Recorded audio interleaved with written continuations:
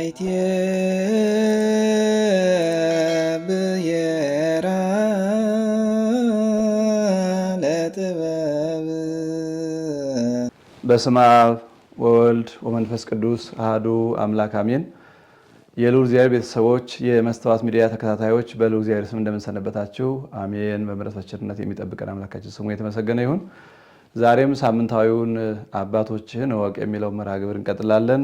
የአባቶቻችን አምላክ ከሁላችን ጋር ይሁን።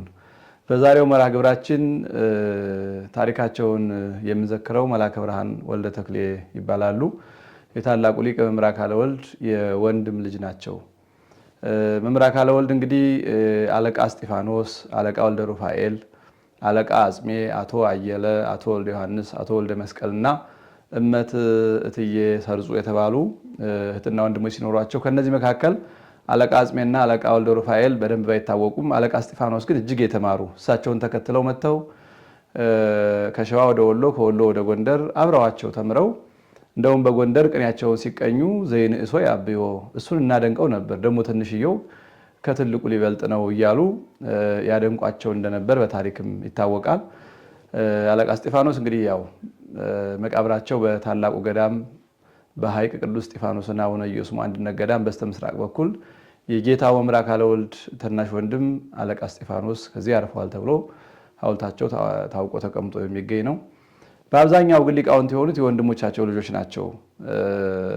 እንግዲህ ከነዛ መካከል የአቶ ወልደ ዮሐንስ ልጅ አለቃ ውብሸት ወልደ ዮሐንስ፣ የአቶ ወልደ መስቀል ልጅ ዛሬ ታሪካቸውን የምናይላቸው መልአከ ብርሃን ወልደ ተክሌ፣ የአለቃ ወልደ ሩፋኤል የልጅ ደግሞ አለቃ ገብረ ዮሐንስ፣ የወይዘሮ ማምቴ ወልደ ሩፋኤል ልጅ አለቃ ገብረ ዮሐንስ፣ የአለቃ እስጢፋኖስም ልጆች እነ መላከ ፀሐይ ተክለ አቢብ፣ የሳሎች ልጆች ደግሞ እነ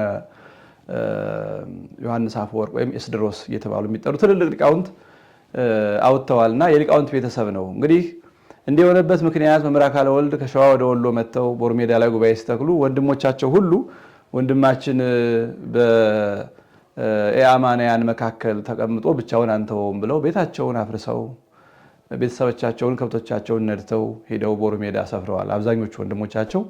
በዚህ ምክንያት የወንድሞቻቸው ልጆች ወደ እሳቸው ጉባኤ ቤት እየገቡ እየተማሩ ለትልቅ ሊቅነት ደርሰዋል። ከነዚህ መካከል እንግዲህ አንደኛው መልአከ ብርሃናት ወልደ ተክሌ ናቸው። የአቶ ወልደ መስቀል ልጅ መልአከ ብርሃናት ወልደ ተክሌ በጣም ቀለም መቀበል የሚችሉ የምስጢር ሰው ናቸው። ከቦሩ ሜዳ ሳይወጡ ቅኔውንም እዛው በቦሩ ሜዳ ከነበሩ ትልልቅ ሊቃውንት ምክንያቱም በቦሩ ሜዳ ከመምህር አካለ ወልድ በተጨማሪ ወደ 27 የሚደርሱ ትልልቅ የቅኔ፣ የመጽሐፍ፣ የአቋቋም፣ የድጓ፣ የዝማሬ፣ ቅዳሴ የአራቱ ጉባኤ መጻሕፍት መምህራን ስለነበሩ የመጣው ሁሉ መምህር አካለ ወልድን ሳያገኝ ከሌላው ተምሮ በቅቶ የሚሄድበት አጋጣሚ ነውና ስለዚህ መልአከ ብርሃናት ወልደ ተክሌም ከልዩ ልዩ ሊቃውንት ቅኔውን እጅግ አብስለው ተምረው ከዚያ በኋላ መጻሕፍተ ሊቃውንቱን፣ መጻሕፍተ ሐዲሳቱን፣ ፍትሐ ነገሥቱን፣ ብሉያቱን ተምረው በተለይ በሊቃውንትና በፍትሐ ነገሥት እጅግ የተደነቁ ሊቅ ናቸው እና ኋላ ራስ ወሌ በእጁ ውስጥ መርጦ ኢየሱስ የተባለውን ታላቅ ደብር ሰርተው ሲጨርሱ ደብዳቤ ጽፎ ለመምህር አካለ ወልድ ለዚህ ታላቅ ደብር የሚመጥን ትልቅ ሰው ይላኩልኝ ብለው በደብዳቤ ሲጠይቋቸው ለዚህ የሚሆነው ወልደ ተክሌ ነው ብለው ወደ መርጦ ኢየሱስ ላኳቸው። እንግዲህ በመርጦ ኢየሱስ አለቃም መምህርም እየተባሉ ጉባኤ እያስተማሩ ደብሩንም እያስተዳደሩ ረጅም ዘመን ከኖሩ በኋላ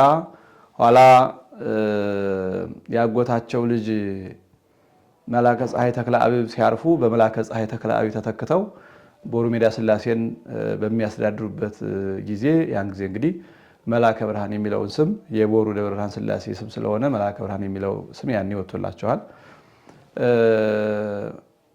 አለቃ ወልደ ተክሌ ከሚታወቁበት አንዱ ፈጣን የሆነ ምላሽ፣ ጥቅሶች የሚገኙበትን አድራሻ በፍጥነት በማወቅ በአማርኛ ህብር እና በምስጢራዊ ንግግር በጣም የተደነቁ ናቸው።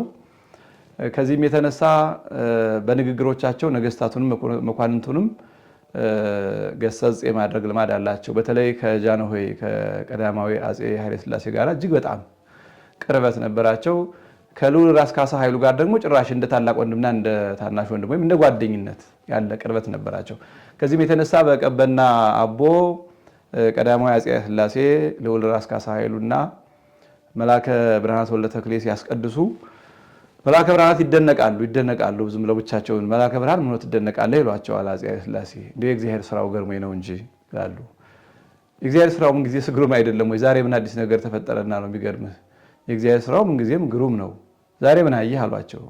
አይ እንደ እግዚአብሔር ስራው ገርሞኝ ነው። አቡነ ገብረ መንፈስ ቅዱስን ከራስ ጸጉራቸው ጀምሮ እስከ ግጥፍራቸው ጸጉር ሲያለብስ እግዚአብሔር እንዴት ለራስ ካሳ ለዚህ ትንሽ ራሳቸው አጣላቸው ብለው ራስ ካሳ እንግዲህ ያው ራሰ በራ ስለነበሩ ያንን ከአቡነ ገብረ መንፈስ ቅዱስ ጸጉር ለብሰው መኖር ጋር አነጻጽረው መናገራቸው ነበርና ይሄ መናጢ ብለው ስቀው በጓደኝነት አልፈዋቸዋል። በሌላም ቀን ጃንሆይ በጠዋት በማለዳ ልክ ዥንጉርጉርነቱ ነብር የመሰለ የብርድ ልብስ ለብሰው ሲወጡ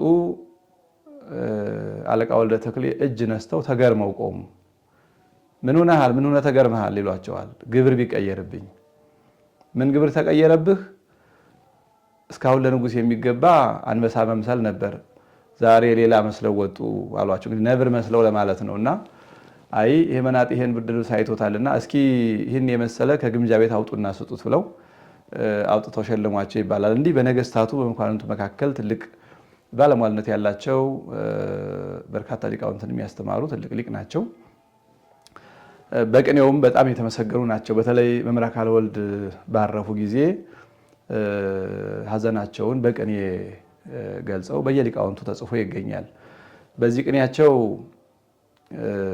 አርዳኢከ ባሕረ ከመ ኢንደቅ መጋቢ ሐመር ንቃህ ወለምንት ትነውም እስመ እመንወመ ዮናስ ኖላዊ ሐዲስ ኦም መተራ ለኦም ልሳነ እፄ ወመጻ ላዕሌሁ መደንግጽ ሕማም ወለእመ ጴጥሮስ ይነውም እምደ ጴጥሮስ ተሐውለ ጽዋ ባሕሪ ዓለም ረግምሂ ለእመ ይቤ ቃለ በለዓም ዘእግዚአብሔር ይረገመ ምንተ ይረግም እስመ ይብል ህሊናነ ኖህ ሕጸጸ ማይ ድካም ንኢ ለዜንዎ ርግቤ ማርያም ብለው ሀዘናቸውን እንደገለጹ በታሪክ ተመዝግቦ ይገኛልና እንግዲህ መልአከ ብርሃን ወልደ ተክሌ የአባታቸው የመምህር አካለ ወልድን የወንድሞቻቸውን የነ መልአከ ፀሐይ ተክለ አቢብን ቦታ ቦሩ ሥላሴን እያስተዳደሩ ኑረው ቤተክርስቲያንንም በማስተማርም በአስተዳደርም ነገስታቱን መኳንንቱን በማማከርና በመገሰጽ ህዝቡን በማስታረቅ ረጅም ዘመን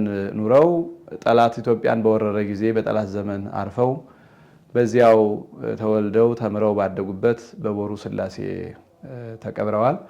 የሊቁን በረከት እግዚአብሔር በሁላችን ላይ ያሳድርብን፣ ይቆየን።